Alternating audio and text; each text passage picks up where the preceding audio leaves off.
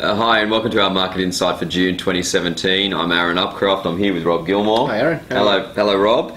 It's end of financial year. It's June, so we've got something of an end of financial year special month for you planned.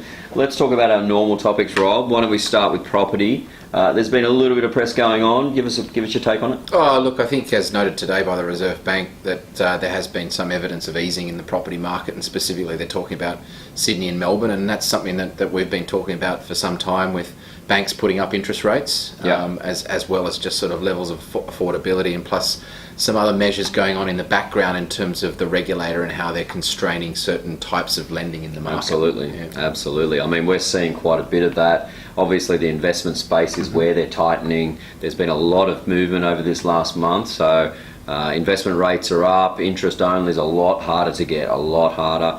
But quite significantly, there's been some decreases in owner-occupied rates, especially fixed rates. We've got some other fixed rates down in the threes again, or the lower threes.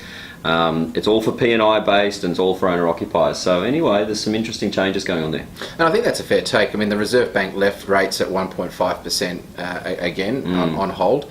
There has been talk of maybe cuts to rates in the coming months in terms of concerns around the economy. I think that's probably overdone, and I suspect we're probably going to see more of the same in terms of low rates from the RBA going into 2018, where there may be the first rate rise. But interesting to see that the banks are starting to compete on that mortgage front They again. very much are, yeah. Our share market, what's been happening there? I think it's come down a little, has it? Sell in May, go away, don't come back to St Leger's Day. It's the old British folklore term of what markets tend to do. And this year it's certainly rung true, with the stock market peaked on the 1st of May at about 5,950, and today we're at about 5,660. Right. So it's down about 5%.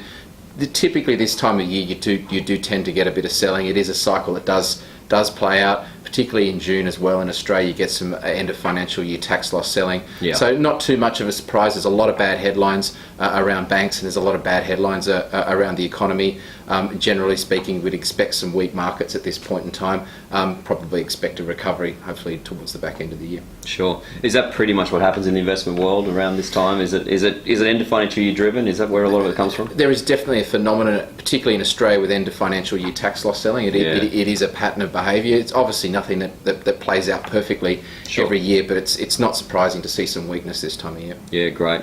Speaking of end of financial year, I mean, what are the specific things that need to be done? I mean, it's a lot of your world as opposed to mine, but in my world, I suppose there is some interest in advance options that investors could have or could take if they're interested, and if they're in that position to do so. What is it mainly on your side? Well, look, prepaying interest is always a good thing if you've got investment loans. In terms of what we're looking at the moment for clients is their superannuation contributions. So if you can salary sacrifice and get that in before 30 June and before the caps change, that can be helpful. For business owners, obviously looking to take advantage of any deductions they're able to get, particularly that $20,000 upfront deduction for capital purchase for the business. So it can be quite handy as well. Yeah, great.